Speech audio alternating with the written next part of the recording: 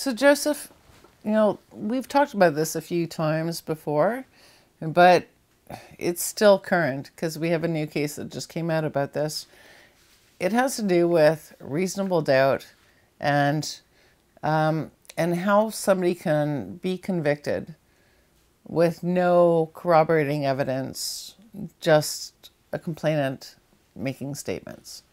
Right. So let's just be clear. This confuses people. So I think it's really important because it's still an ongoing issue. I think it's really important for us to revisit this issue. Yes. And again, under the criminal code a long time ago, sexual assault cases had to have corroboration. That was abrogated a long time ago. There's no need for any form of corroboration in a sexual assault case.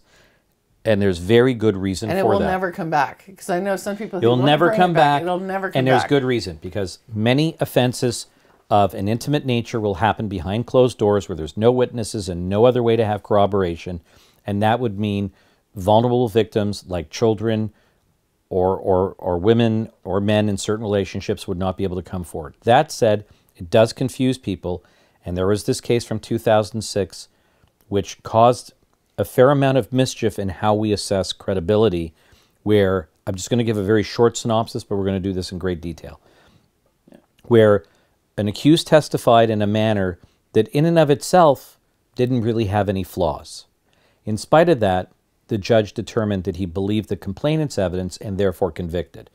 And that principle has been used in a number of cases and in Crown arguments to say that even if there's nothing specifically wrong with the accused evidence, as you would normally try and assess under a WD analysis, you can still convict. We'll break that down in a moment. We will. Yeah. You can still convict if you believe the complainant's evidence. So I'm going to just stop there. It's much more nuanced, and I think we have to explain it because we keep getting asked this question. Yeah. So prior to this decision, the WD analysis clarified in order to maintain reasonable doubt standards, because the Crown has to, it's on the Crown to create, to meet the burden of proof, to say that their evidence is so convincing that somebody is guilty beyond a reasonable doubt. WD said, there's 3 stages in WD. There's 3 steps to it. Yeah, 3 steps. The first thing is if you believe the accused, then you must acquit. If you don't believe the accused, but that evidence raises a reasonable doubt, you must acquit. If you don't believe the accused and it doesn't raise a reasonable doubt on their evidence, assuming they testify, and WD is essentially a thing that comes up when an accused testifies. On the 3rd step, you have to look and say, even if you don't believe any of the evidence of the accused, seems really bad, but they still have to look at the evidence the Crown presented and say, is that evidence strong enough to meet the burden of beyond a reasonable doubt? Even if the evidence of the accused does not raise a reasonable doubt, on the whole of the evidence has the Crown proved the case beyond a reasonable doubt. And therefore you have to look at the other frailties, if there are, of the case. Yeah. And a WD analysis is essentially an excellent manner of analyzing conflicting and evaluating conflicting evidence in a trial. And we should probably give the WD citation, which is RVS brackets WD 1994 3 SCR 521. And there we should give a shout out also, of course, to Justice Pachaco, who always has done my an article. Future husband. I don't think he knows that. He doesn't know it yet. Who wrote an excellent article about doubt, sort of recasting the analysis and explaining it.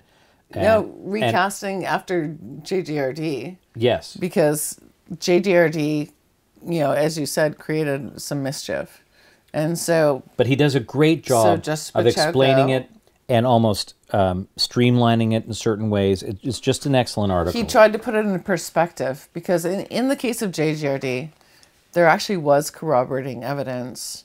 And let me just say one other thing. So WD does not just apply to the accused evidence, but any evidence that the accused calls at trial. Okay? And I think we should explain JJRD once and for all so that when our listeners ask us questions, we've done the best we can right now to explain it. Again, this will be a little bit academically boring, but Let's do it. Potentially. So, sadly enough, I have the case in front of me. So let me refer to it a little bit. Sadly. Pop in. Yeah, I'd rather you do it. But so this was a case where the accused was convicted of sexual assault, and he essentially appealed his trial decision on the basis that the WD analysis was not followed. And this was a case where he was alleged to have sexually assaulted, if I'm correct, his daughter.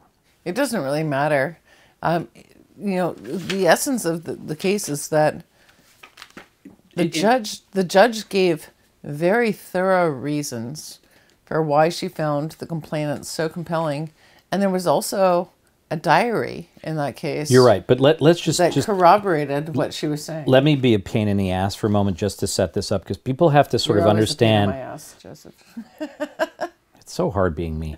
It's hard being me. So he was accused of sexually assaulting his young daughter, okay? And ultimately, at the end of the day, he complained that the analysis wasn't complete, the reasons were not complete as to why his evidence was rejected, and that there has to be a complete, analysis by a judge as to why somebody is convicted.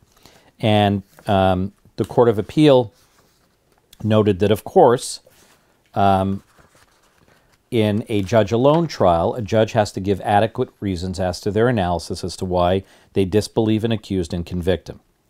And in this case, the complainant had testified at a preliminary inquiry, was cross-examined at a preliminary inquiry, and when at trial was cross-examined between inconsistencies at the preliminary inquiry with their in-court testimony. So, for example, I just want to lay this out. At cross-examination at trial, inconsistencies were borne out where she acknowledged that at one stage of questioning that she was changing her story because she was remembering it differently now. She conceded at the preliminary inquiry she had not testified that the appellant's penis penetrated her vagina. At trial, she said it penetrated her vagina on all 3 occasions when she sat on top of him. She also agreed in cross-examination that she did not testify at the preliminary inquiry that her father said anything about having an orgasm.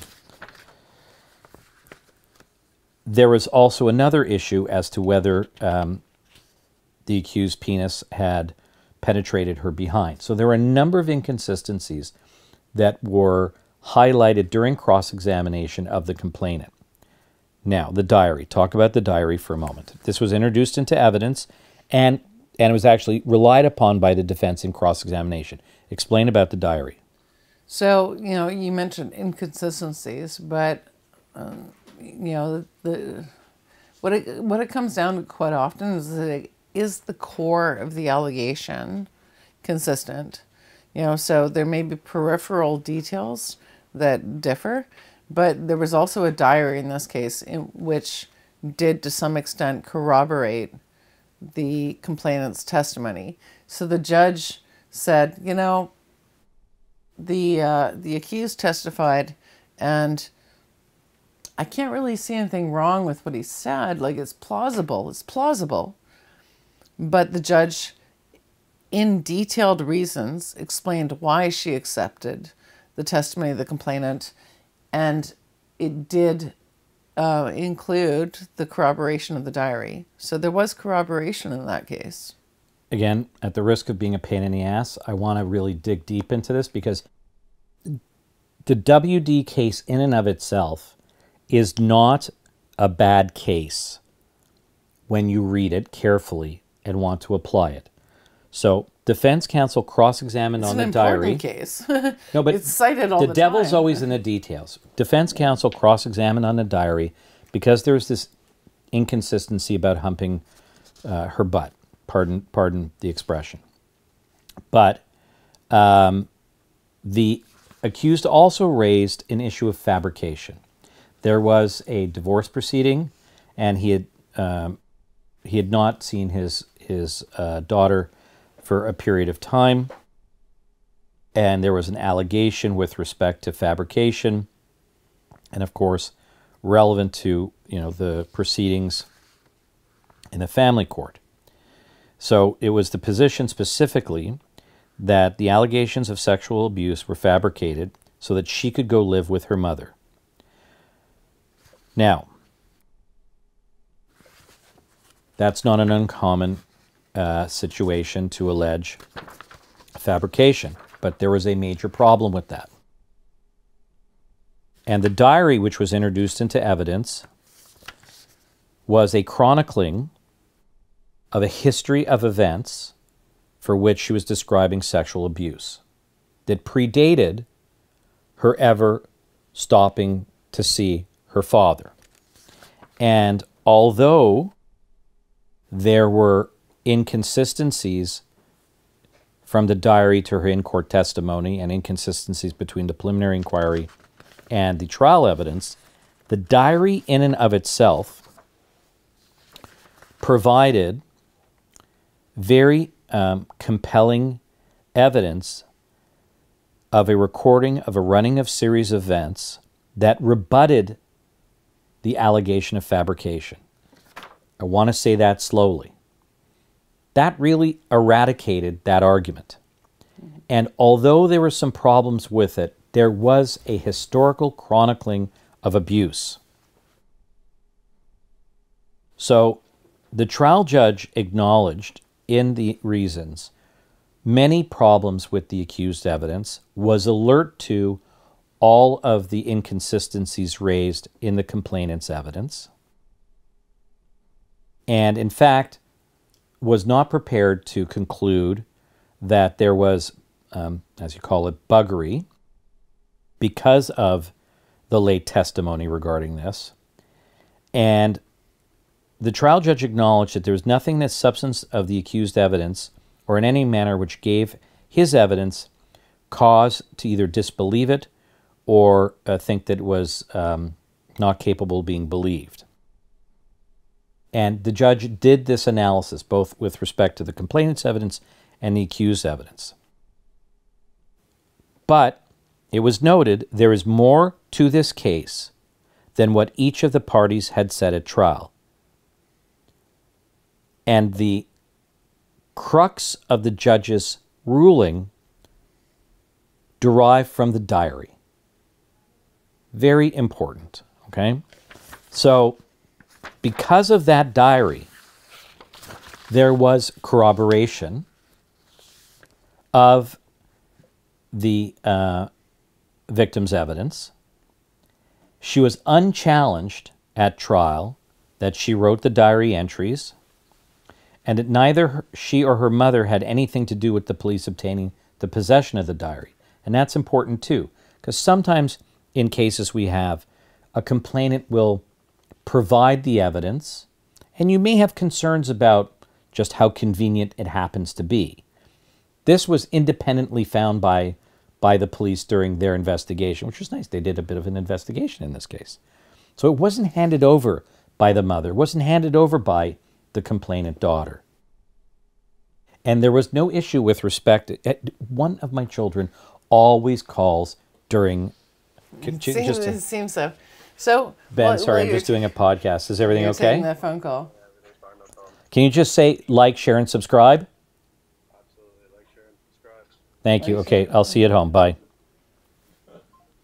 I'm going to break this down a little bit when you're done. Yeah, so on the trial judge's reasons, the daughter's evidence combined with the credibility-enhancing effect of the diary satisfied the trial judge that the appellant's guilt beyond a reasonable doubt was established. Period. I think I've done enough with respect to the facts here so that you get an understanding of why this case, why the judge ruled the way he did, why the Court of Appeal ruled the way they did, and why I find it problematic later on when you come to cases. Yeah.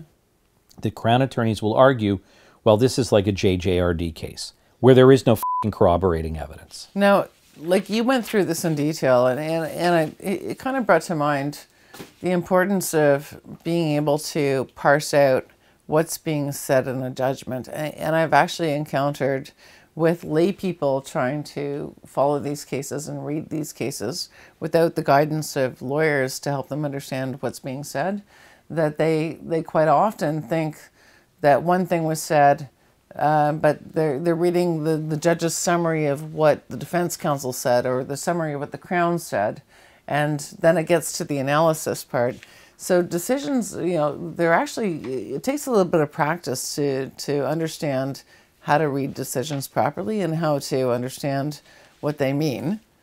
Yeah, you And can then, go of through course, law school and still not one get of the there. reasons we're talking about this case is because then a decision that will be then, used across the board for things that maybe aren't even necessarily similar to those things, but principles in law, if it's legally sound, will apply across the board. So one decision can have a big effect across the board, right?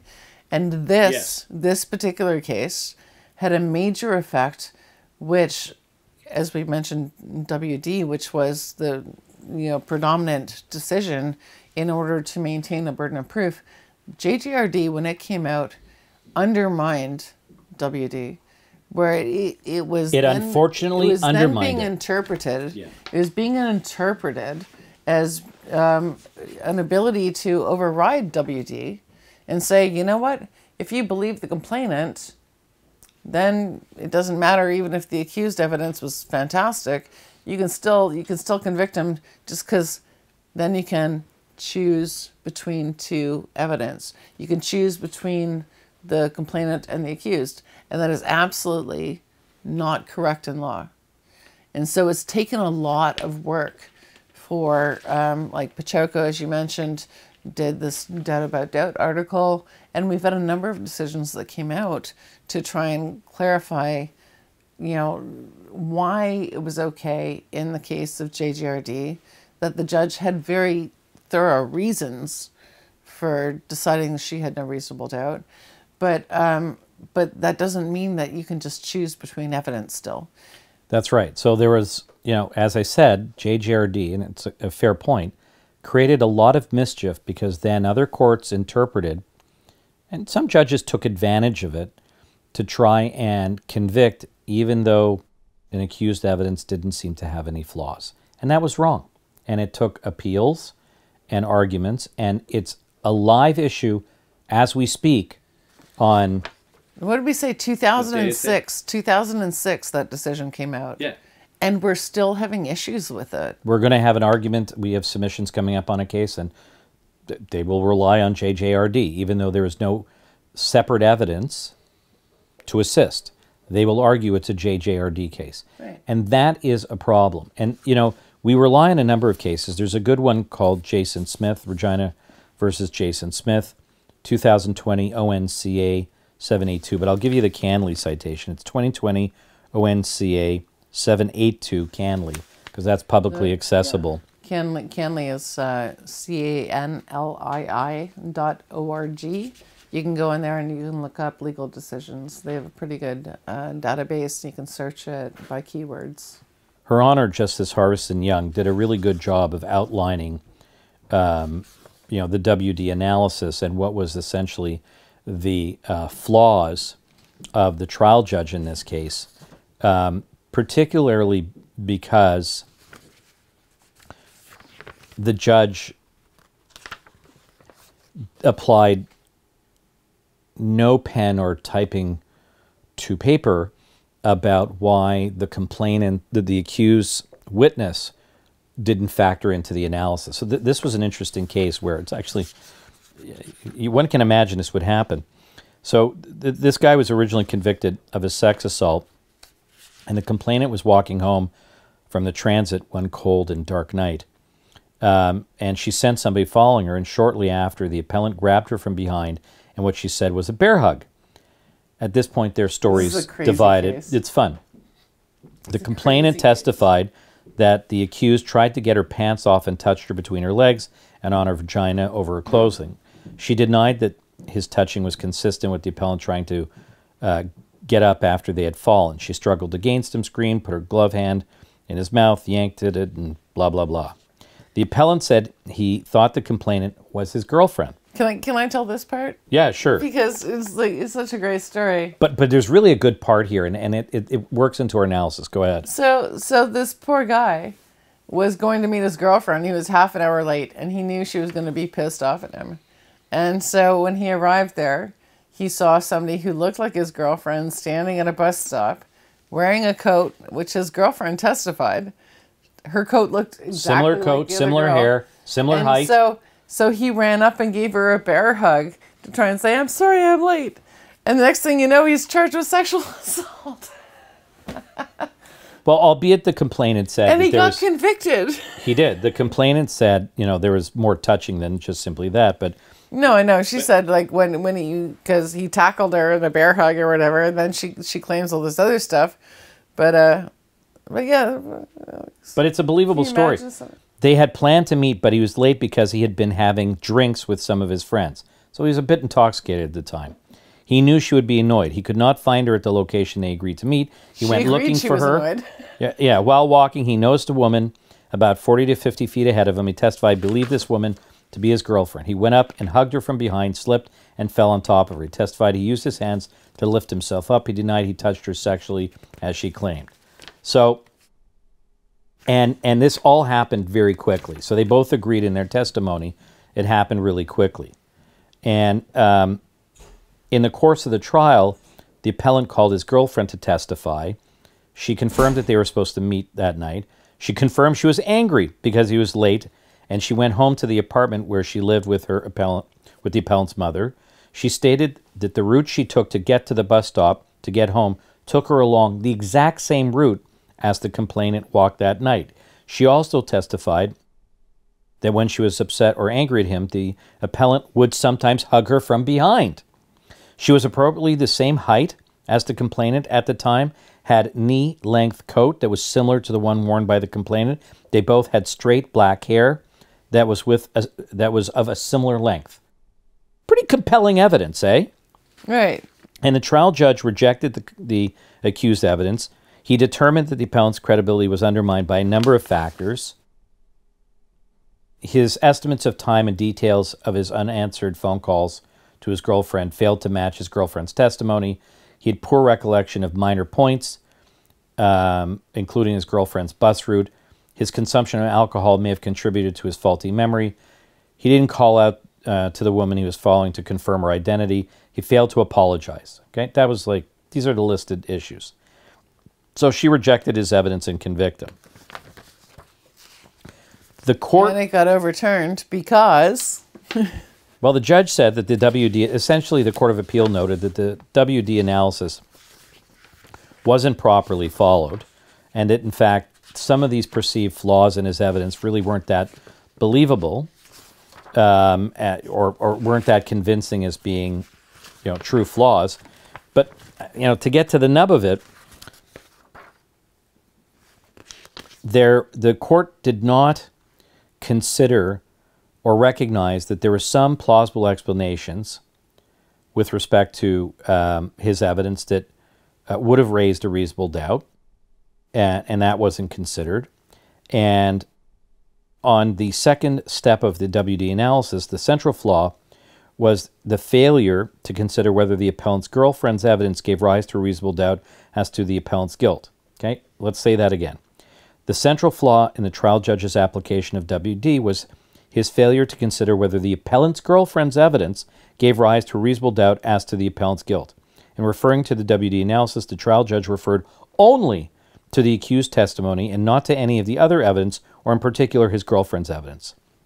Although the judge set out in evidence at the beginning of his reasons, there was no discussion or analysis of whether he accepted some, all, or none of the accused evidence, and left out completely anything about the girlfriend's evidence. So had the trial judge assessed this evidence in his reasons and explained why he accepted or rejected it, well, it might have survived the appeal. But in the absence of that type of analysis, there's no way to know whether the trial judge was alive to the need to examine whether the girlfriend's evidence gave rise to a reasonable doubt in the context of all the other evidence. Nor is there any reference to the fact that there were inconsistencies between the complainant's police statement on the night of the incident and her evidence at trial.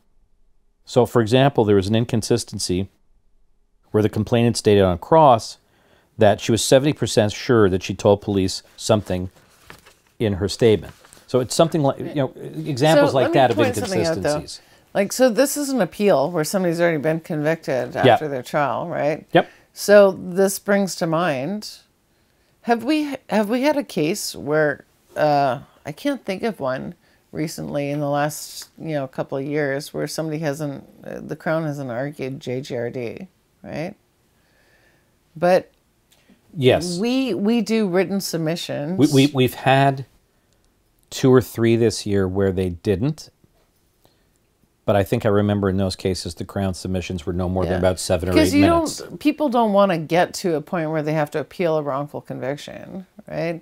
So, So you raised a good point, but written submissions. Yeah, so we do written submissions because it's so important to clarify in detail for the judge what our submissions are. We're not making rape myth submissions, like make sure that they don't engage in rape myth submissions, but also, describing what the evidence was and arguing against whether or not the JGRD standard has been met. Yeah, so this is something that we do without fail now. We do written submissions. And the reason for that is it's long, it's time-consuming, it's exhausting. But we lay out in excruciating detail the evidence and the flaws with the evidence. The judge then has no choice but to read it. It's there. And a judge would know, if I'm going to convict, I'm going to have to deal with these submissions. Right. Whereas when you make oral submissions, you can forgive a judge for not getting everything because everything's coming fairly rapidly. We provide it well ahead of time. Well, sometimes we do it late at night, but the judge still has a couple hours to read. That is a different dynamic in a trial. And that makes it much harder to make these types of mistakes. This was a big mistake. And this was overturned on appeal, this case that you're reading from. But, I mean, it's so unfortunate that the person had to go through the trial, then had to do an appeal, and then potentially has to go back to a retrial. That's why it's important to understand that you can be convicted without any corroborating evidence. And it's so important to make sure that you argue things correctly the first time around at trial, because it's hard enough to go through a trial in the first place. And the fact that you can be convicted without any corroborating evidence, people just need to understand that, because we have so many people coming in saying, I don't even understand why I'm here. They have no evidence, And we've talked about this. Yeah, over and over again. I know. But yeah. I just want to end on this because this is such a good decision. Because the Court of Appeal was very clear to say this is not a JJRD type case. Yeah. And there was potentially exculpatory circumstantial evidence that supported the appellant's story that he was looking for his girlfriend. We argue this a lot where we have certain other evidence, messages and others, and say it's circumstantially exculpatory or corroborative evidence of our accused story. And so some of the potentially exculpatory evidence was corroborated by the girlfriend's testimony and was consistent with his trial evidence. In the circumstances, the trial judge erred by not turning his mind to whether this evidence, which could have corroborated the accused story, raised a reasonable doubt. This potentially exculpatory evidence included a number of things which has already been raised. But the Court of Appeal made it very clear. This was not, as the trial judge described it, as a case that entirely turned on the evidence of two persons.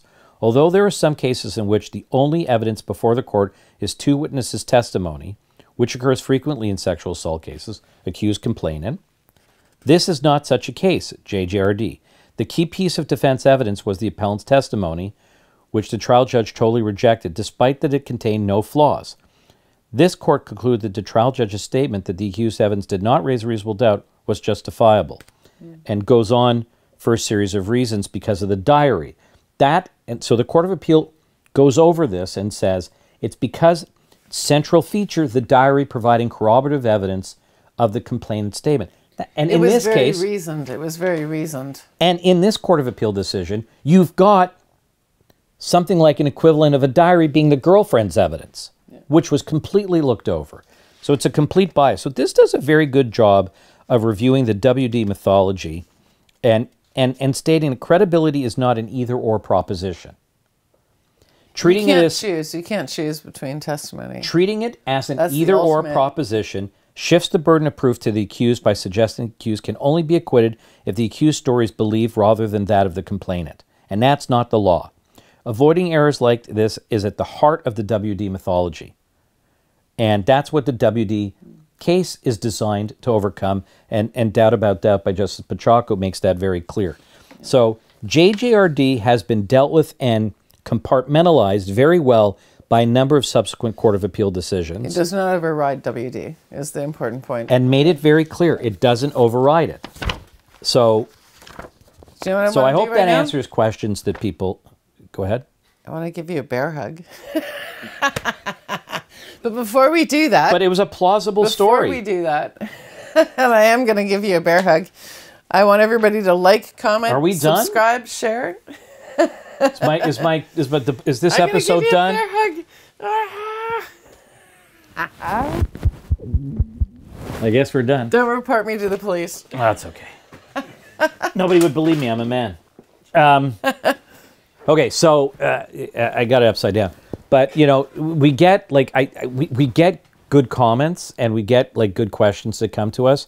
And people send emails saying, can you clarify this? Can you clarify that? You mentioned this. I don't understand it. We really like that stuff.